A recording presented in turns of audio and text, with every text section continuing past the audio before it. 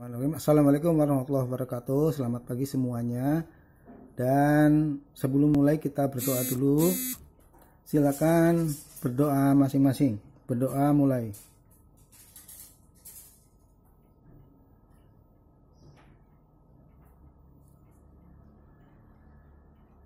Selesai? Ya, mudah-mudahan pada pagi hari ini semuanya dalam keadaan sehat walafiat, dalam lindungan Allah Subhanahu wa taala. Kemudian kita harus ingat kondisi pandemi di lingkungan kita semakin memprihatinkan ya. Jadi kalian yang orang intelektual ya, yang percaya itu virus ada, cuma karena virusnya nggak kelihatan, banyak orang nggak percaya. Ini masalahnya ya. Jadi kalian yakinlah ada virus di sekitar kita dan virus itu nggak kelihatan, ukurannya kecil banget. Ada yang tahu ukuran virus berapa? Siapa tahu nggak? Tahu? Coba dibayangkan ya. 0,1 nanometer. Nanometer itu seperberapa ya? Lupa juga ya. Kelas 7 ya. Kalau ada misalnya mikron itu kan 1/1000 ya. Habis mikron, bawahnya mikron baru mikro, kemudian bawahnya lagi adalah nano. Jadi 1/1000. Nano itu 1/1000 milimeter. Nah itu nggak kelihatan mata. Jadi orang banyak nggak percaya. Padahal virus itu ada, memang ada. Tapi kadang-kadang memang penyalahgunaan ya, orang menakut-nakuti padahal nggak ada, di sekitar situ tidak ada pandemi, takut-takuti atau di-share gambar-gambar orang yang sedang sekarat dan sebagainya, jadi malah tambah takut. Nah, tapi takut itu jangan terus-menerus menjadi fobia, karena ketakutan itu bisa menurunkan imunitas. Apa imunitas? Imunitas itu daya tahan tubuh ya. Jadi kamu mesti mempunyai daya tahan tubuh yang kuat, minum, makan yang bergizi ya, supaya terlindung ya dari secara biologi, secara IPA itu terlindung tubuhnya. Tambah doa supaya spiritualnya juga menjadi yakin bahwa kita terlindung dari segala penyakit. Nah, mudah-mudahan. Baiklah, seperti biasa nanti dibuka aja videonya ya. Nggak apa-apa dibuka supaya kelihatan seger gitu loh. Kelihatan Bapak juga kenal loh, ini yang kayak tentara si Muhammad Jabir ya, itu misalnya. Jadi enak ya, kita nanti sebentar kepanjangin paling ya 40 menit, mudah-mudahan paham. Oke, Maria buka semua untuk videonya. Kita udah 32 orang, 4 orang nggak tahu siapa. Ketua kelasnya siapa ya? Gibran, ketua kelasnya siapa? Belum dibentuk ketua kelas. Siapa, Jib?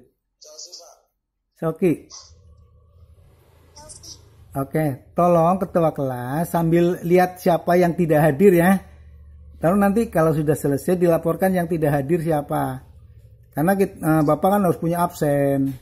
Yang makin rajin kan berarti makin baik nilainya ya. Jadi di absen nanti ada nih 4 orang sampai sekarang belum datang. Waktu sudah lewat 2 menit dari toleransi. Jadi nanti terakhir Bapak tanya untuk yang ketua kelasnya berapa orang yang siapa saja yang nggak kelihatan di layar, karena memang mungkin mereka ya wallahu alam ya, apakah sakit ataukah tidak punya pulsa ya, maklum kondisi seperti ini. Tapi untuk tugas biasalah, kalau tugas itu sebenarnya enteng, nanti kalau IPA tugasnya gampang lah ya, nanti dikirim lewat WA, kamu membuat ringkasan ya. Sekarang kamu perhatikan baik-baik penjelasannya, nggak usah nulis yang yang gampang, yang sudah paham nggak usah ditulis lah, yang nggak paham tulis ya. Baiklah, jadi gini, sekarang kita masuk ke bab ketiga, yaitu tentang bukunya udah siap ya. Francisca, tentang apa sih bab 3, Van? Judulnya apa? Ya, dibuka bukunya ya, dibuka, ayo. John Ronnie. Apa, Fran?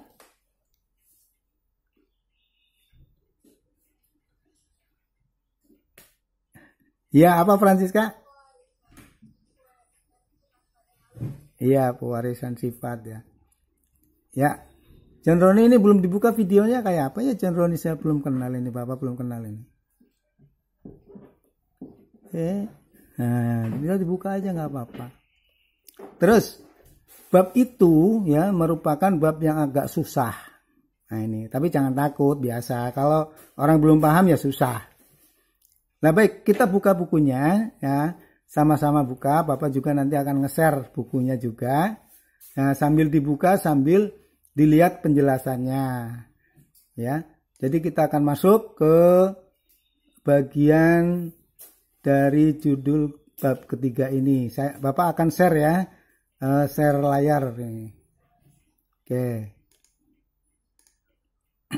Pewarisan sifat pada makhluk hidup.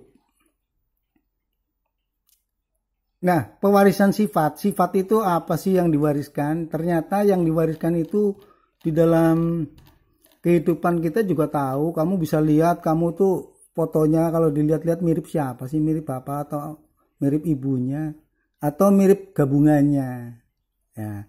Disitulah kemudian timbul suatu pemikiran, nih kok bisa sih orang kalau lahir gitu ya, melahirkan anaknya kok ya mirip salah satunya atau dua-duanya gabungan. Demikian juga ayam, demikian juga kambingnya mirip ayahnya, mirip ibunya kambing gitu ya.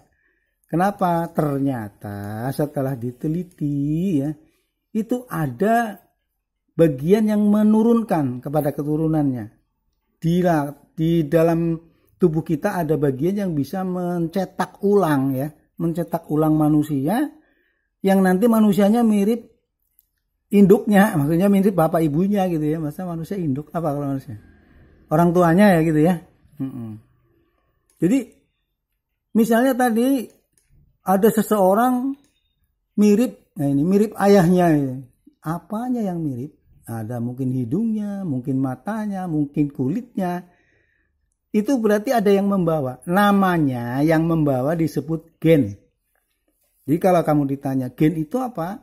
Gen adalah faktor yang membawa sifat keturunan. Dari mana? Dari induknya. Nah itu dicatat sambil nonton nih, dicatat. Gen adalah tadi faktor yang membawa sifat keturunan ya. Nah itu, jadi kalau ada orang ngomong gen, oh memang gennya begitu, dasar tuh orang gennya begitu, oh gennya gen kurang baik, nah jangan diturunkan kalau bisa ya. Wah ini gennya pinter nih, nah itu diturunkan mudah-mudahan. Jadi banyak berdoa mudah-mudahan gen-gennya yang baik-baik yang akan turun kepada keturunannya ya. Ya jadi ini gen-gen adalah suatu faktor yang menurunkan sifat. Nah maka disebut materi genetik dalam judulnya. Oh materi itu apa sih? Materi itu ya benda. Materi genetik ini. Materi genetik ya gen. Apa itu materinya? Nah kita terus teliti di dalam ilmunya ya ada istilah-istilah yang mungkin kamu baru tahu. Materi gen ya atau gen tadi ya yang Bapak bilang hanya gen saja ini.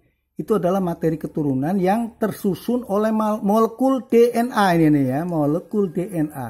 Singkatannya diinget-inget nih. Molekul DNA singkatannya deoksiribonukleat asid, di buku ada. Kalau perlu nggak usah ditulis, nanti aja lah. Nanti buat ringkasan terakhir ya. Ringkasan buku ini ya. Ya jadi kalau ringkasan ya jangan ringkas banget sampai setengah halaman. Setengah halaman ya ngoreksinya cepet banget, nanti nilainya cepet banget. Nilainya cepat berarti yang kecil-kecil. yang nulis apa yang diringkas ya yang bagus dan dipahami oleh kita ya. Diingat-ingat ya, deoksiribonukleat asid. Terus ada satu lagi namanya RNA. RNA ini singkatan dari ribonukleat asid. Kalau di bahasa Indonesia kan, nah ini gak ada di buku, Bapak kasih tahu nih ya. DNA bahasa Indonesianya ADN. Asam deoksiribonukleat. Jadi balik aja ya. Sedangkan RNA dibalik ARN, asam ribonukleat. Oke. Itulah gen. Jadi yang gen yang mana? Ternyata gen itu Yang ini yang dimaksud gen dalam hal keturunan itu yang ini, bukan yang maksudnya yang DNA, bukan yang RNA. RNA ini hanya mencetak DNA nanti. Jadi kayak apa ya, sel, di dalam sel nih unik ya. Di dalam sel, didengerin, di dalam sel ada yang namanya inti sel. Di dalam inti sel ada yang namanya kromosom. Di dalam kromosom ada yang namanya DNA. Ingat, di dalam kromosom ada DNA. DNA itu apa? Gen. RNA ada nggak di kromosom? RNA tidak ada. RNA adanya di luar inti sel. RNA bertugas mencetak DNA. DNA akan dicetak, lalu nanti kalau selnya membelah, cetakannya terbawa DNA. Maka seseorang pada waktu pembentukan gamet, ingat gamet, sel kelamin, DNA-nya dibawa di dalam gamet atau sel kelamin. Lalu nanti DNA ini jika ketemu dengan DNA dengan orang lain, artinya apa? Pasangan suami istri begitu, DNA itu saling bertemu. Maka ketika itu DNA ini yang merupakan gen itu akan berpadu, akan bersatu dari dua kromosom. Satunya dari ayah, satunya dari ibu. Maka terjadilah perpaduan DNA ayah dan ibu sehingga anak berada di antara keduanya. Atau di antara yang paling kuat DNA-nya atau gennya. Gen yang kuat sifatnya disebut gen yang dominan. Jadi gen yang dominan itu gen yang menang dalam pertemuan atau dalam pasangan gen antara gen yang berasal dari induk jantan dengan gen yang berasal dari induk betina. Jadi kalau kamu misalnya rambutnya keriting seperti ayah, berarti gen keriting yang dari ayah itu menjadi dominan terhadap gen ibunya yang tidak keriting. Gen yang tidak muncul atau gen yang kalah pengaruh namanya resesif. Oke? Jadi gen yang muncul atau gen yang menang dalam pasangan disebut dominan. Ya. Tadi ayahnya keriting, ibunya kok lurus, tapi kok saya lahir kok keriting, ya berarti dominan, menang keriting. Sebab gen yang membawa keriting itu dominan. Sementara kalau gen yang tidak menang karena tadi tidak muncul, rambutnya keriting bukannya lurus seperti ibunya, maka gen yang membawa lurus sifatnya resesif. Terus kalau dua-duanya sama kuat, rambutnya tidak keriting tapi ikal gitu, gelombang gitu. Oh, berarti itu sama kuat.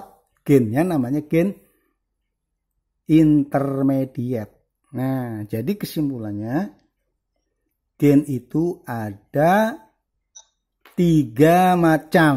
1, gen dominan. 2, gen resesif. 3, gen intermediate atau gen sama kuat. Ya, sifat gen ada 3 ya. Menang, kalah, sama kuat. Oke. Ya, ini kalau nanti lupa, mudah-mudahan ini bisa di videonya ini bisa di-share ini ya ke YouTube nanti biar kamu ngulang lagi ya. Ini Bang ngomong lagi direkam. Baik, selanjutnya. Nah, ini cerita yang tadi. Jadi ini seorang anak. Kok anak ini mirip siapa? Ayah atau ibunya, mungkin keduanya. Itu karena gara-gara ini nih ya. Ternyata di dalam tubuh anak ini hasil dari perpaduan kromosom ayah dengan kromosom ibu. Kamu ingat, sel gamet sifatnya haploid, tidak berpasangan kromosomnya kan? Gamet sel kelamin itu kan tidak berpasangan kromosomnya. Lalu berpasangan jadilah zigot. Zigotnya berkembang menjadi embrio. Embrionya berkembang menjadi bayi. Bayinya lahir menjadi orang. Orang ini perempuan. Kenapa? Ada sesuatu yang menyebabkan dia perempuan. Karena kromosomnya ada yang disebut kromosom seks kromosom atau kromosom kelamin. Itu ada 2, ada X dan Y. Seorang ibu kromosom seksnya, kromosom kelaminnya itu X dan X. Maka jika anak ini lahir, kromosomnya X dan X maka jadilah anak perempuan. Tapi kalau kromosomnya X dan Y, karena kromosom dari ayah itu ada dua macam. Ada kromosom X, ada kromosom Y. Kelamin yang menentukan laki-laki adalah Y. Kalau zigotnya itu hasil pertemuan X dengan Y, maka anak ini nih jadi laki-laki nih lahirnya. Ya, jadi begitu kira-kira ya. Paham ya? Jadi ini seorang perempuan karena ada kromosomnya, ya. Lalu kromosom itu banyak banget. Sebenarnya kromosom itu ada berapa sih? Kan kemarin udah dibilangin. Kromosom manusia ada 23 pasangan. Berarti 23 dari ayah, 23 dari ibu. Satu di antara pasangannya tadi adalah kromosom seks atau kromosom kelamin, yaitu XY. Kalau laki-laki. Kalau perempuan XX. Nah, ini tadi yang Bapak ceritakan, di dalam kulit ada jaringan. Di dalam jaringan ada sel. Di dalam sel ada inti. Di dalam inti ada kromosom. Di dalam kromosom ada DNA. DNA itu kalau dibatasi, misalnya ini ya, ini DNA, ini kan DNA, ini kan DNA, DNA-nya bersambung, tapi dalam satu rangkaian DNA ini yang bentuknya seperti di situ disebutnya double helix. Double helix itu ada benang dua rangkap, ya, dan rangkapnya ini tersusun oleh protein-protein. Nah, di dalamnya ini terdapat rangkap protein. Nah, protein ini, potongan ini misalnya ini gen. Potongan di sini ini gen yang lain. Potongan yang di sini gen yang lain. Jadi dalam satu kromosom ini terdapat ribuan gen. Bahkan menurut penelitian, di dalam kromosom yang jumlahnya 23 pasang terdapat 200.000 gen. Bayangkan ya. Jadi seseorang dalam satu selnya terdapat 23 pasang kromosom yang di dalamnya mengandung gen 200.000 gen. Ya, ingat-ingat ini. Ini dalam satu sel. Dan setiap selnya seperti itu. Setiap sel yang mempunyai inti seperti ini. Nah, yang tidak punya inti, itu sel darah merah nggak punya inti, ya tidak ada sih bagian ini, bagian apa, DNA-nya nggak ada. Karena nggak ada intinya. Ya, tapi seluruh sel tubuh di dalam tubuhmu kamu ya ini semuanya punya kromosom. Kecuali tadi apa? Yang tidak berinti ya. Oke ya, paham ya? Oke, lanjut nih. Kamu pengen lihat kromosom di mana? Jadi dalam sel. Pernah nggak lihat? Nah, ini dikasih tahu cara lihatnya. Kalau di rumah punya mikroskop, nggak, kayaknya jarang yang punya, nggak ada yang punya ya. Kalau lihat nih di ujung dari akar bawang itu kalau ditanam dicelupkan sebagian tubuhnya ke air, nanti dia akan timbul akar. Di ujung akarnya dipotong, ini namanya titik tumbuh. Ini kan bagian-bagian sel yang sedang aktif membelah ya, yang dulu namanya meristem ya kalau ingat ya. Meristem itu ternyata kalau dipotong selnya ini kelihatan kromosomnya ini. Kelihatan kromosomnya. Nah, kalau sel manusia kromosomnya bisa lihat nggak Pak? Bisa, cuman kita harus bantuan. Karena pada waktu sel itu tidak membelah, kromosomnya tidak berbentuk benang. Dia berbentuk gulung-gulung lingkaran ini ya. Jadi nggak terurai seperti ini, tidak terurai seperti benang. Ini fase profase kan. Kalau masa profase sudah dipelajari waktu itu pembelahan sel ya. Profase yaitu mempunyai bentuk kromosomnya sedang membelah, bukan sedang membelah, akan membelah, siap-siap membelah. Jadi menebal sehingga bentuknya tidak berbundal berserabut seperti ini, tidak kelihatan, tapi dia sudah mengurai menjadi benang-benang. Nah, ini kromosomnya ini kemudian menebal, kelihatan kalau dilihat dari mikroskop. Oke. Ya, ini gangguan ya, nanti kalau misalnya terputus kita masih lanjut ya, karena di Zoom biasanya 40 menit mati ya. Oke, kita lanjut dulu. Berikutnya, pada saat kita mempelajari struktur ini, struktur DNA atau struktur yang merupakan asam deoksiribonukleat tadi, ini ternyata sudah ditemukan ya oleh seseorang ya, namanya Watson dan Crick. Nah, nih Watson dan Crick, dua orang ini menemukan ya, Crick ya dan Watson ini menemukan kromosom yang ternyata kromosom itu tersusun oleh benang rangkap atau double helix. Bukan ini orangnya, ini penulis buku ini. Bukan ini, bukan. Ya. Yang ini. Nah, orangnya nggak kelihatan, nggak ada fotonya. Lalu bagaimana itu DNA? Ini makin bingung ini. Ini pelajaran SMA. Kamu nggak nulis juga nggak apa-apa. Tapi dengerin. Jadi DNA yang bentuknya double helix, double benang ini ternyata tersusun oleh protein namanya guanin, sitosin. Biasanya di Indonesia ditulisnya S bukan C. Kemudian tiamin, kemudian adenin. Lalu orang mengelompokkan kelompok ini, protein ini ya, menjadi protein yang saling berpasangan ya. Jadi protein guanin dan sitosin itu di dalam rantai namanya ini double helix tadi ya, tangga double helix atau benang double helix. Ini seperti anak tangga. Ya. Ini C dan G bergabung seperti anak tangga. Berikatan. Nah, kemudian membentuk kumpulan ya, namanya kumpulan gen. Ini lagi nambah lagi gen. Jadi gennya bersambung-sambung di dalam DNA. Jadi gen itu potongannya DNA. Ya. Jadi gen berada di mana? Di kromosom. Kromosom terbuat oleh double helix ini ya. Double helix itu ya, atau DNA itu potongan-potongannya ada yang disebut apa tadi? Gen. Nah, ini gen. Ini lagi nih gen lagi, sepotong lagi gen lagi. Lah gen itu apa? Gen itu yang membawa sifat. Jadi mungkin sepotong ini membawa sifat warna kulit. Sepotong ini membawa sifat rambut keriting. Sepotong ini membawa sifat hidungnya mancung apa pesek. Nah, itu. Ya. Nah, terus sampai kita lanjutkan. Orang mengelompokkan tadi kalau yang namanya adenin dan timin ini tidak bisa dilepas, artinya dia berpasangan.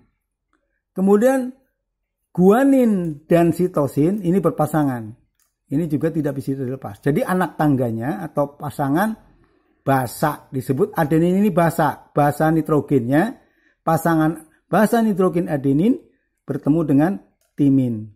Pasangan guanin adalah sitosin dalam double helix anak tangga.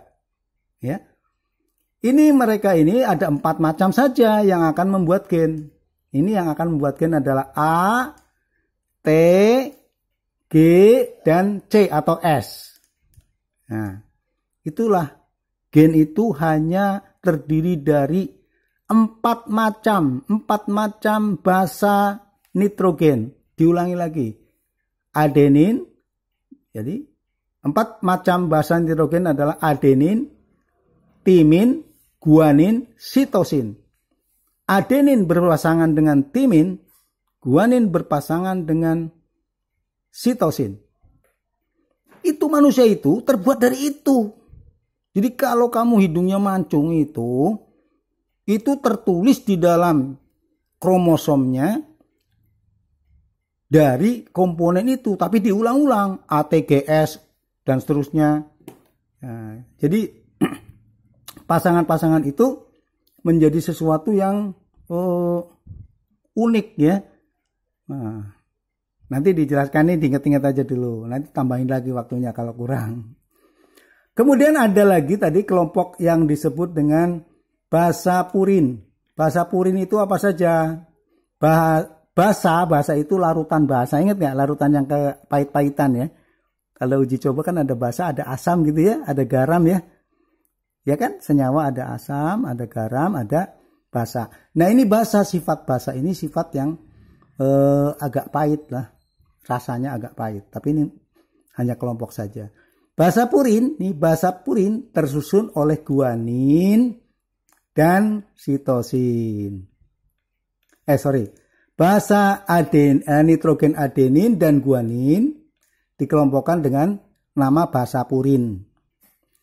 Timin dan sitosin ya, itu disebut dengan basa pirimidin. Jadi gini, ingat, ti, si, pi, atau gini aja dibaliknya nih, si, ti, pi. Nih, baca ya, si, ti, pi. Ya, si, ti, pi, tiga suku kata, si, ti, pi. Si singkatan sitosin, ti singkatan timin, pi pirimidin. Nah, jadi si pirimidin ada dua, siapa? Sitosin dan timin. Oke. Sedangkan yang bahasa sebelumnya, bahasa yang bahasa yang disebut dengan purin, kelompok bahasa purin ada dua. Siapa saja? Yaitu guanin dan satunya lagi apa? Guanin dan satunya lagi adenin. Ulang. Adenin dan guanin adalah basa purin. Jadi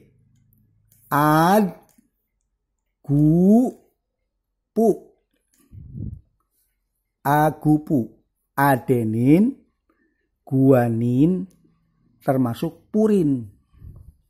Jadi nama kelompoknya purin.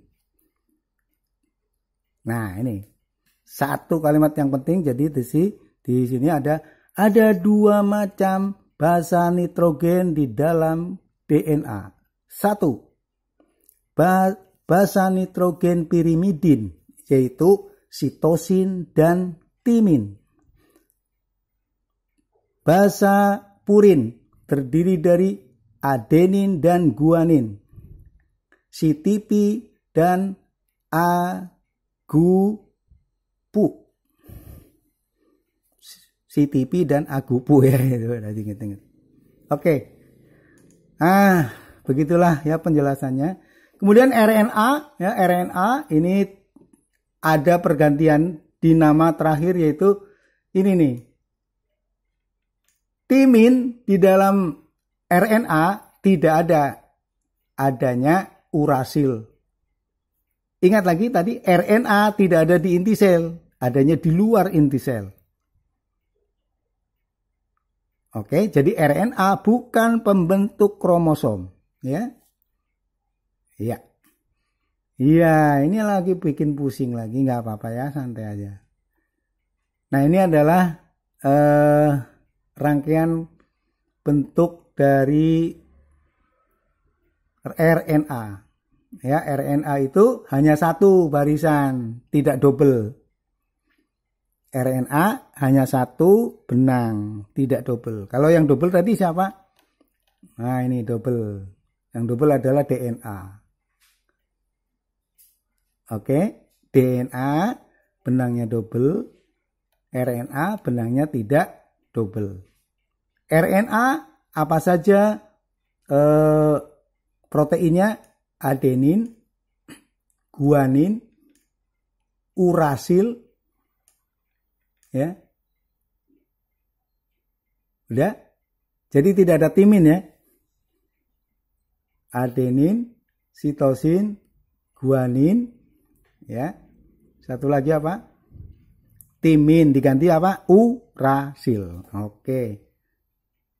Ya, itu mungkin untuk memperpaham ini ada beberapa contoh di sini ya. Apa yang menjadi karakteristik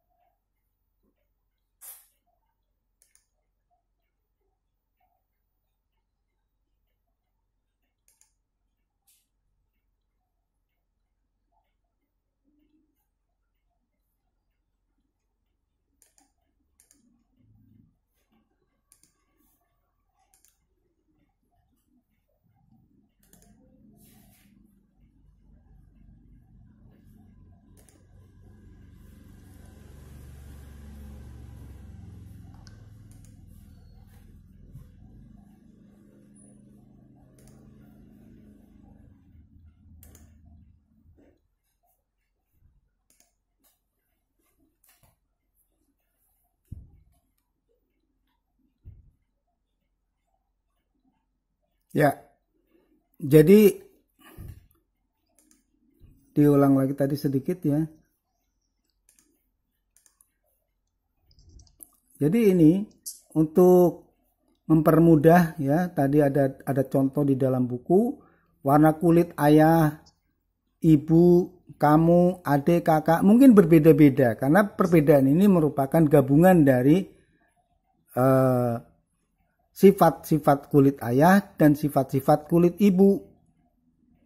Ya, jadi berbeda. Tetapi tidak menjadi masalah. Ya, maksudnya gini, kok ibu dan ayah putih, kok aku lahir hitam, adikku juga hitam.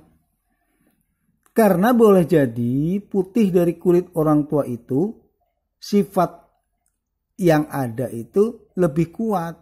Tetapi ketika terpadu antara ayah dan ibu, ternyata sifat yang tidak kuat tadi bergabung di dalam salah satu anaknya atau di semua anaknya. Maka munculnya hitam terus. Oh, ayah ibunya kulitnya putih kok hitam semua anak-anaknya. Karena pada saat ayah di dalam selnya itu, gennya ternyata ada sifat hitam yang tidak muncul. Di ibu ada sifat hitam yang tidak muncul. Ketika lahir anak-anaknya kedua-duanya berpadu, sifat hitamnya yang muncul di anak-anak semua. Lah boleh jadi ayah ibunya putih, anaknya tiga-tiganya hitam. Semuanya hitam, jadi jangan menjadi masalah. Ini hanya teori ya, dan teori itu bisa terjadi karena hitungan-hitungannya seperti itu tadi. Kemunculan sifat itu hasil perpaduan keduanya yang ketika itu mungkin tidak muncul di sifat keduanya. Nah, jangan bingung nanti, waduh di rumah saya anak siapa? Tetap anak ayah ibu lah. Orang itu merupakan perpaduan keduanya, ya kan? Begitu. Jadi ini boleh dioret-oret pakai kertas, dan ini tidak termasuk dalam penilaian, hanya untuk latihan. Ya, silakan dilihat-lihat. Bentuk wajahnya oval, bulat dan sebagainya, ini ya. Ukuran matanya belok, sipit, nah gitu mungkin ya. Jadi ada beberapa istilah yang mungkin ini sifat-sifat yang ada di ayah, sifat-sifat yang ada di ibu, kamu bisa ngecek sendiri. Ayahmu seperti apa ini ya? Kok kayak saya seperti inilah. Berarti sifat yang muncul itu sifat yang dominan, sifat yang nggak muncul sifat yang resesif. Yang nggak muncul dari sini dua-duanya resesif. Tapi kok muncul di saya? Saya dua-duanya resesif. Sifat hitam ayah yang tidak muncul kumpul ke saya. Sifat hitam ibu yang nggak muncul ke saya. Ya udah saya hitam ya, maklum. Karena ada perpaduan resesif dengan resesif. Maka muncullah jadi yang tidak resesif. Baik. Nih terus ini udah ya. Ini warna kulit tadi ini hanya untuk perbandingan. Oh, warna kulit macam-macam nih ya. Jadi setiap orang berbeda bentuk dong Pak. Ya iya. Bayangkan 200.000 gen terus dicampur.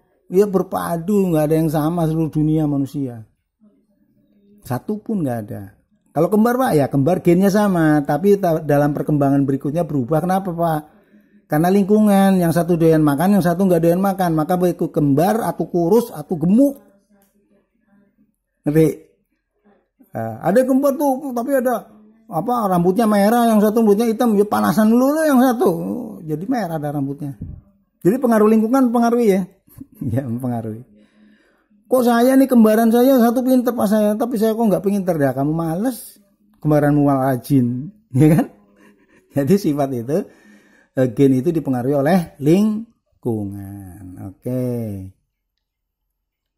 Ya, kira-kira gitu ya. Ini nggak dibaca saja, buku kamu dibaca baik-baik. Ini yang kayak gini nih kupingnya namanya kuping tidak bergelambir, yang ini kuping bergelambir. Ya, jadi beda-beda ya. Terus kamu baca sendiri ya ini ya. Kalau perbedaan itu namanya apa? Apa tadi namanya? Variasi. Ya. Variasi. Nah, variasi itu apa? Bentuk lain. Nah, bukan bentuk lain, sebenarnya bentuk yang berbeda ya dari gen-gen. Oke. Terus ada sifat namanya fenotip. Nah, ini perhatiin baik-baik. Ada genotip, ada fenotip. Genotip adalah pasangan-pasangan gen. Nah, kalau digambar kayak gini lah, gini gimana ya? Gambarnya gini lah, ini gambar. Misalnya ini, digambarnya pakai ini. Pakai ini aja. Nah, ini kromosom nih, ini kromosom ya. Ini kromosom yang satu ini dari ayah. Kromosom. Ini kromosom dari ibu. Ini kromosom ini sebenarnya bentuknya tidak lurus begini ya, tapi ada semacam ya tidak lurus beginilah. Ada bentuk-bentuk yang berbeda. Ini adalah satu pasang kromosom misalnya. Ini misalnya satu pasang kromosom. Nah, ini ada kromosom itu yang nggak lurus, semrawut ini. Ya, misalnya begini. Ini kromosom misalnya. Ini kromosom yang dari ayah ini. Ingat, kita punya 23 pasang. Kemudian ini kromosom dari ibu. Dari ibu. Kromosom itu berpadu menjadi kromosom yang ada di dalam sel-sel tubuh kita. Ingat, di kromosom tadi ada DNA. DNA yang bersambung-sambung. DNA yang bersambung-sambung. DNA yang bersambung-sambung. Terus DNA bersambung ini salah satunya membentuk kumpulan ini namanya gen. Ini adalah gen. Ini adalah gen. Ya, ini gen dari ayah. Gen dari ayah. Ini gen dari ayah, ini gen dari ibu. Berpadu. Ini ayah hidungnya mancung. Ini ibu hidungnya pesek. Hidungnya pesek. Nah, ini yang kuat mana? Yang kuat mancung. Yo, anaknya lahirnya mancung hidungnya. Mancung. Ini anaknya nih. Siapa yang hidungnya mancung? Ini siapa? Francisca hidungnya mancung nggak ya? Hidungnya mancung. Ini orang hidungnya mancung. Kenapa? Karena menang gen mancung ya kan. Muncullah jadi gen mancung. Oke. Kemudian orang ini ya berarti mempunyai kromosom yang bergabung. Gabungan kromosom atau di dalam kromosom ada gennya. Gabungan gen ini disebut dengan genotip. Genotip. Nah, jadi kalau orang mau menulis genotip mesti dibuat kode. Misalnya ini mancung ditulis M. Satunya pesek ditulis jangan P tapi M kecil. Kelihatan nggak sih dari situ ya? Marvin kelihatan nggak, Vin? Pak, screen-nya masih yang lembaran buku tadi. Oh. Belum ya, masih nge-print. Oke, nanti di-share juga ya ini ya. Oh, sorry. Share juga lah, salah tadi. Oke. Ini double ya, satu. Oh. Enggak, udah kelihatan? Oke, udah kelihatan ya. Oke, diulang ya jadinya nih. Jadi misalnya gini. Ini diganti ulang, berarti ini diganti baru nih. New. Oke, ini kromosom.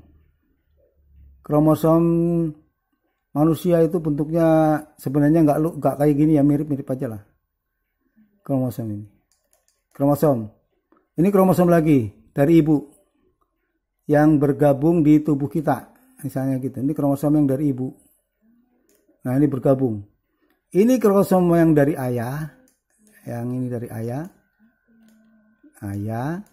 Ini kromosom yang dari ibu. Ingat, yang dari ayah ada 23, dari ibu 23. Ibu A ya. Kok ganti ibunya I gitu ya. Kromosom ibu. Nah, jadi kromosomnya ibu ini misalnya membawa sifat ya. Apa misalnya sifat tadi ini adalah di dalam kromosom ada yang namanya apa? DNA ya, DNA double helix ya. Double. Ini DNA-nya terus bersambung DNA. Tapi DNA itu ada bulatan-bulatan begini, namanya protein pembawanya, apa namanya protein pengikatnya. Di buku ada nama protein pengikatnya. Lah ini adalah gen. Ini gen. Ya, ini gen. Dari siapa? Dari ibu. Gen apa? Ya, misalnya ini gen ini yang membawa sifat mancung tadi ya, mancung hidungnya. Yang ini harus pasangan juga dengan gen yang membawa sifat hidung, sama berpasangan. Cuman pesek nih misalnya, dari ayahnya pesek. Nah, terus kemudian lahirlah seorang anak yang hidungnya mancung. Mancung gimana mancung? Gitu mancung hidungnya. Ini mulutnya ya. Gitu. Ini matanya tadi ya.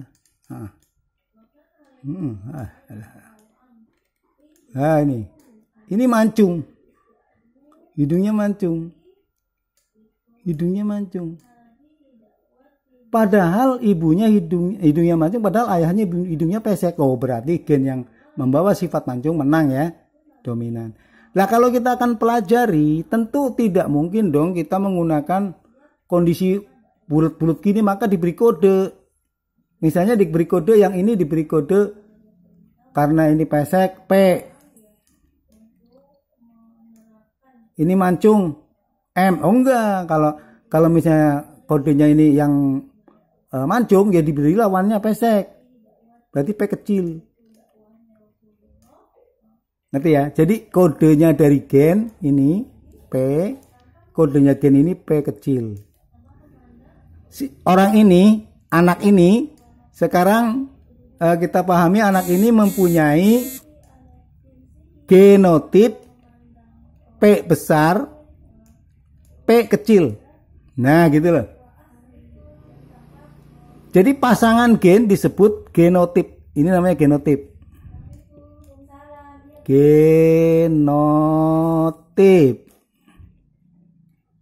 Oke, ini namanya pasangan gen atau genotip. Yang ini gennya.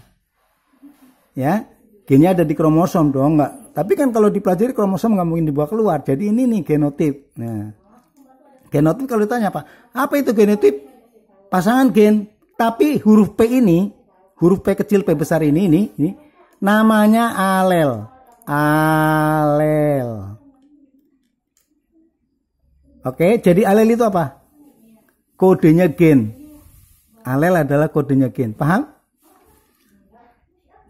Gen ini diberi kode P besar P kecil. Berarti si alel itu untuk memberi kode bahwa gen P itu adalah singkatan atau itu adalah faktor pembawa sifat P. P itu pesek. Hurufnya besar. Huruf yang besar itu dominan. Huruf yang kecil resesif. Loh, ini berarti gambar ini salah. Kenapa? Kalau P-nya mestinya menang.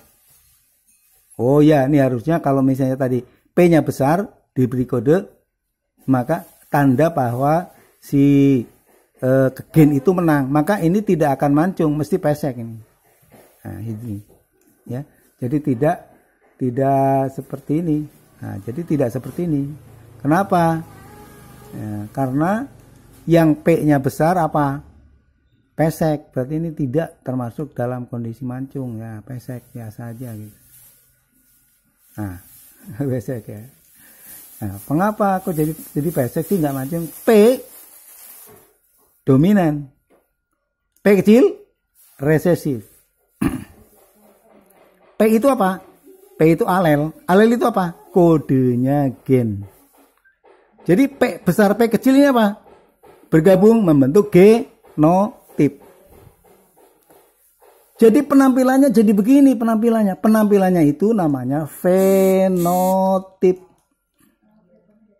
Ayo ingat-ingat ya, banyak istilah. Fenotip. Ada yang P ada F, terserahlah nama aja ya. Fenotip boleh, fenotif boleh. Fenotip. Jadi ini F. Oke. Diulang lagi kalau nggak paham. Genotip adalah pasangan gen. Alel adalah kodenya gen, huruf-huruf ini kodenya gen. Fenotip adalah penampilan atau sifat yang muncul dari genotip. Oke. Genotip adalah pasangan gen, fenotip adalah sifat yang muncul akibat dari genotip. Nah, jangan bingung ya. Nah, jadi ini orang sifatnya atau fenotipnya apa orang ini? Pesek. Nah, gitu. Pesek ini penampilannya, berarti fenotip. Apa genotipnya orang ini? P besar, P kecil. Apa alel yang kita gunakan? Huruf P. Kalau yang resesif P-nya besar, P-nya kecil. Kalau yang dominan P-nya besar. Lah kalau sama hurufnya tetap besar kecil, tapi penampilannya tidak pesek, sedang-sedang saja. Ya, jadi tidak pesek, dia sedang. Lo kok sedang? Karena itu sifatnya sama kuat antara P besar dengan P kecil. Paham ya? Oke? Nah, huruf P besar dan P kecil inilah yang namanya genotip. Ya. Ini akan dijadikan suatu hanya untuk menjadi soal, supaya ketika mengerjakan soal orang tidak bingung. Ya. Gitulah kira-kira ya. Jadi ada hal-hal yang agak ruwet ya, agak rumit sedikit, tapi nggak masalah. Kita akan pelajari lagi kalau kamu pusing ya. Kalau kamu bingung, kita boleh diskusi. Nah, sampai sini ada yang perlu ditanyakan nggak ya?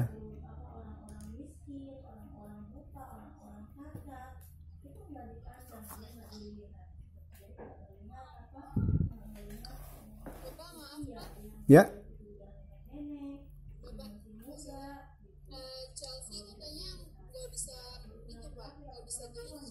Oh ya, nggak apa-apa. Nggak apa-apa. Mungkin ada pertanyaan ya, silakan. Ini speakernya Bapak kurang cakep. Ada pertanyaan? Matthew mana sih, sering nanya Matthew loh dulu waktu kita masih sering bertemu di layar nyata bukan layar kaca. Apa Tio? Mau nanya nggak? Yang mau nanya? Yang apa? X. Oh iya. Ya. Oke. Kalau begitu sedikit lagi ya, ditambah sedikit ya. Yang X apa sih? Itu bikin bingung ya. Memang itu bikin bingung kita itu. Oke. X, perhatikan ini. Nah, ini orang, ini anak perempuan. Ini anak laki-laki, ya. Ini kromosomnya berpasangan 1, 2, 3, 4 dan seterusnya sampai ke 22 pasang, ya kan? Kemudian pasangan terakhirnya ini pasangan ke-23 ada XY. Kalau perempuan XX. Kalau laki-laki XY. Pasangan kromosomnya berbeda. Maka ini jadi anak laki-laki. Terus siapa yang membawa kromosom ini, Pak? Yang membawa kromosom X dan kromosom Y. Yang membawa kromosom X dan Y ini orang laki-laki, bapak ini, ayah ini. Yang membawa kromosom XX ini ibu. Jadi kalau ditanya, siapa yang menentukan dalam pernikahan? Ternyata anaknya kemudian kok jadi laki-laki. Seorang ibu atau seorang ayah? Yuk, Matthew. Kalau seorang ibu, kromosomnya dua-duanya X. Seorang ayah, kromosomnya ada yang X, ada yang Y. Ini akan bertemu ini. Kromosom X ini mungkin ketemu dengan ini. Nah, jadi kalau digambarkan, ini nih gambarnya nih digambar lagi ya. Gambar lagi, tapi share-nya nggak bisa double ya. Jadi kita lihat ini share-nya. Share-nya mana tadi ya? Kita mulai, kita lihat lagi share yang untuk menjelaskan. Nah ini tolong diperhatikan. Ini seorang ibu. Ibu digambarkan gimana ya? Ibu biar gampang digambar pakai, ya adalah pakai kerudung biar gampang ya. Ini seorang ibu. Kemudian ini seorang ayah digambarkan apa? Ini ayah. Seorang ayah. Aduh. Nah, pokoknya ini ayah ya. Nah, ini ibu, ini ayah. Kromosomnya apa ini? X. Ya. Ayah kromosomnya X, Y. Nah, iya. Ini berarti laki-laki. Nah, pastilah, mana ada ayah nggak laki-laki. Laki-laki ya. Ibu berarti seorang perempuan. Nah, ini adalah fenotip. Awas, fenotip berarti sifat yang terlihat. Ini adalah fenotip ya. Ini apa ini? Pasangan gen, pasangan kromosom, pasangan gen. Ini adalah genotip ya. Genotip ya. Ini apa? Genotip. Jadi kalau ditanya seorang laki-laki genotipnya gimana? Genotip yang di mana nih? Genotip yang kromosomnya. Genotip kromosomnya XY. Jadi genotip kromosom ini gen-gen yang di kromosomnya itu semuanya berpasangan di dalam kromosom ini maksudnya. Ini juga genotip perempuannya, ini pasangan genotip kromosom ya, bukan genotip gen ya. Terus bagaimana ini? Nanti ini si orang ini akan membuat gamet, ya kan? Gametnya itu apa? Gamet itu sel kelamin. Sel kelamin ibu ada berapa? Satu doang kan? Yang hidup kan? Yang tadinya satu sel menjadi 4 kan mati 3, ya kan? Menjadi apa itu? Inti kutub ya, inti kutub atau badan kutub. Ini hanya satu macam doang berarti. Kalau ini kan nanti kromosom akan berpisah. Kalau ini berarti punya dua macam. Gametnya ada yang gamet X, ada yang gamet Y, gitu kan? Oke. Jadi seorang laki-laki, seorang ayah mempunyai dua macam gamet, ada dua macam tipe gamet, yang membawa kromosom X, yang membawa kromosom Y. Tapi kalau yang ibu-ibu hanya membuat satu tipe gamet, yaitu X. Nah nanti ketika terjadi zigot, ini kan terjadi pertemuan kan, bisa saja ini kan satu, kemudian di sini berapa ini? Ada dua macam. Sudah itu sel kelamin jantan itu banyak banget. Banyak. Ya, tapi dua macam semua. Hanya X dan Y saja. Jadi ketika pertemuan terjadi X dengan X, apa nanti anaknya akan lahir? Anak perempuan. X dan X ketemu berarti anaknya perempuan. Ini perempuan kodenya gini. Sedangkan kalau ketemunya X dengan Y, jadi ini bisa ketemu X dengan Y, maka dia akan menjadi anak laki-laki. X, Y. Ini anaknya laki-laki. Jadi setiap kelahiran selalu mempunyai dua kemungkinan. Kalau tidak anak X, bisa jadi anak yang XY. Jadi kalau nggak lahir perempuan ya laki-laki. Maka inilah yang menentukan jenis kelamin bayi adalah ayah ya, dari sini. Begitu ya. Jadi XY itu adalah kromosom yang menentukan kelamin. Ibu hanya memiliki satu macam kromosom X saja. Satu macam ya, X doang. Sedangkan ayah mempunyai dua macam, ada yang X, ada yang Y.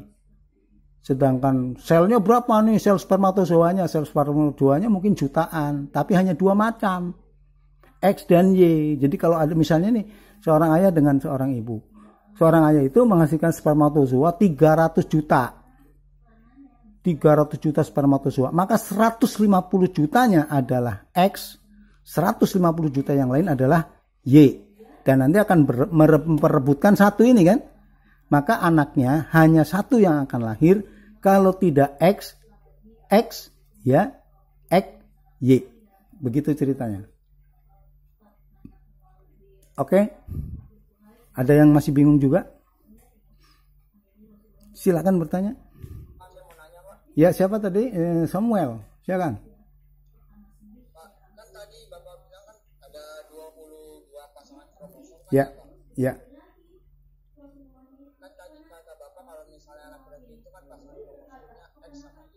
Ya. Kalau perempuan X sama Y. Ya. Nah, sisa pasangan kromosomnya itu gimana, Pak? Ya, oke. Jadi pasangan kromosom manakah? Pasangan kromosom yang akan bergabung adalah kromosom yang terakhir ini yang akan menentukan. Ini. Kalau yang ini gimana? Semuanya ini juga akan ini dari ibu. Ya. Semua yang dari ibu, ini dari ibu semua ini akan bergabung dengan dari ayah yang salah satunya ini. Ya. Kalau yang menentukan kelamin berarti hanya ini aja. Ini ketemu ini apa jadinya? X, X. Kalau ini ketemu yang ini X, Y. Kalau yang ini Pak gimana? Oke, ketemu ini jadi apa? X, X. Coba yang ini ketemu yang ini X, Y. Berarti kan kalaupun misalnya sel telurnya ada 2, ya, sel telurnya 2 karena dibentuk tadinya 4 kan mati 3. Tapi boleh jadi karena ovarium ada 2 kanan dan kiri, boleh jadi ibu-ibu itu mempunyai 2 sel telur di kanan dan di kiri. Lalu keduanya dibuahi oleh 2 macam ini. 2 macam itu mungkin X, mungkin Y. Kalau tadi ketemu maka hanya tetap 2 macam anak. Tidak mungkin ada anak yang ketiga. Artinya tidak ada macam anak ketiga. Bukan anak ketiga. Maksudnya kalau tidak XX ya XY. Nggak mungkin XX Y nggak mungkin. Nggak ada manusia XXX Y. Nggak ada. Ada yang kelainan. Ada yang XXX ada. Lah kalau orangnya seperti itu, ini terjadi kelainan. Itu namanya sindrom Klinefelter. Nah, orang yang lahir seperti itu kromosomnya 3 XXX, ini perempuan tapi perempuan super. Sifatnya seperti laki-laki. Dan tidak bisa punya anak. Kita berdoa ya mudah-mudahan anak kita tidak XXX ya. Bisa nggak Pak XXY? Bisa. XXY. Kenapa? Pada waktu pembelahan selnya ini kan sel. Pada waktu pembelahan ini nggak mau berpisah, ini tidak mau terpisah. Akhirnya sel yang gamet tadi terjadi XX dan ketemu salah satunya, entah itu XXX ketemu atau XXY. Laki-laki yang sifatnya feminim seperti perempuan. Tapi bukan yang sekarang kamu lihat itu bencong. Bagaimana Pak? Bencong itu aslinya kromosomnya XY. Cuman karena pergaulan tadi ingat. Pergaulan adalah lingkungan, maka menjadi bencong, menjadi perpindahan modifikasi gitu loh, bukan perpindahan gen-gennya nggak pindah, dia tetap gen laki-laki, tapi nalurinya dirubah sama dia sendiri, sebenarnya nalurinya tetap laki-laki. Jadi perbedaan itu ditentukan oleh kelainan. Ya, tapi kalau yang tadi, yang contohnya yang sekarang kita lihat ada waria dan sebagainya, itu aslinya laki-laki. Karena pergaulan akhirnya menjadi perempuan. Sifatnya, fisiknya tetap laki-laki. Tetapi ada juga yang perempuan sifatnya seperti laki-laki asli. Karena apa tadi? Sindrom Klinefelter. Ya, atau laki-laki seperti perempuan. Karena ada kesalahan dalam apa tadi? Ya, pembelahan selnya tidak sempurna, XY-nya tidak terpisah, XX-nya tidak terpisah, atau XY-nya yang tidak terpisah. Begitu ya, Samuel ya. Rifano capek ya? Ada yang mau tanya, Rifano? Melek, ayo melek, semangat. Ada, Rifano mau nanya apa? Silakan nanya, boleh. Masih ada waktu. Cukup? Nah ini, oke, siapa tuh? Dian, silakan. Kan ada tuh Pak, bayi yang lahir dengan cacat fisik, nah itu disebabkan sama kromosom apa gimana Pak? Kelainan fisik. Ya. Kelainan fisik itu bisa terjadi karena keturunan kromosom bisa juga karena obat, bisa juga karena makanan, keracunan makanan, ada karena radiasi zat apa tuh, misalnya dulu pernah terjadi ledakan Chernobyl ya, reaktor nuklir di Rusia meledak, lalu di sekitar situ terjadi radiasinya ada sinar-sinar alfa, beta, gamma ya dan sebagainya, itu yang bisa merusak gen. Akhirnya gen itu di dalam kromosomnya ini pada rusak. Efeknya berikutnya adalah kelainan karena cetakannya salah, dirusak sama radiasi, sama sinar-sinar alfa, beta, gamma itu. Atau makanan, dia makanannya kurang bergizi ya, maaf aja, mungkin di daerah yang susah dan sebagainya. Efeknya apa? Kekurangan pembentukan organ, ada yang bibirnya sumbing ya, itu bisa terjadi. Tapi ada yang turunan, kok jantungnya lemah, ternyata ada sifat resesif dari orang tuanya yang bergabung. Jadi kelainan-kelainan itu tidak kemudian menjadi pelecehan, karena mereka yang lainan tidak mau kelainan, tapi kelainan itu bisa terjadi karena bencana atau memang dari ciptaan Allah, artinya ujian ya buat kita, buat orang. Nah itu harus dibantu supaya jangan menjadi lebih kasihan lagi ya. Itu ya. Nah, nanti dipelajari ini ya. Ini yang tadi ditanyakan sama si siapa mati ya. Ini adalah sel yang terdapat pada tubuh. Nah ini pada sel kromosom yang terdapat pada sel tubuh ini.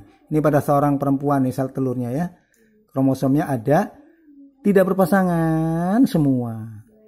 Bagian yang tidak berpasangan ini ada 22 kromosom yang ada di dalam tubuh, ditambah apa tadi? Ini satu. Ada di mana sel yang seperti ini? Hanya ada di sel kelamin. Jadi kalau dihitung 1, 2, 3, 4, dan 22 plus X. Kalau yang ini kromosom yang ada di dalam spermatozoa, sel kelamin jantan, berarti bagaimana kalau cara membacanya? 1 sampai 22 ditambah Y atau X. Oke? Nah, sehingga terjadi seperti ini nih. Nih tipe karyotipnya, karyo itu inti sel pada orang itu, ini laki-laki, 22 pasang A, ini singkatan dari autosom. 22 pasang autosom ditambah XY, ini seks kelamin. Ini berarti anak laki-laki. Kalau yang ini 22A, A singkatan autosom, A-nya 2, AA, karena pasangan. Plus XX, berarti ini adalah orang perempuan. Oke? Oke. Terus kalau yang seperti ini bagaimana? Nah, yang seperti ini mana tadi? Nah, ini apa ini? 22A, berarti tidak berpasangan. Ini berarti sel kelamin dan X. Nah, ini berarti sel kelaminnya siapa? Sel telur atau sel spermatozoa. Ini juga 22A autosom tidak berpasangan, berarti haploid, ditambah Y, berarti ini laki-laki. Jadi laki-laki punya dua tipe. Tipe karyotip 22A plus X atau 22A plus Y. Ini pada sel kelaminnya. Sel kelamin laki-laki punya dua tipe, 22A plus X dan 22A plus Y.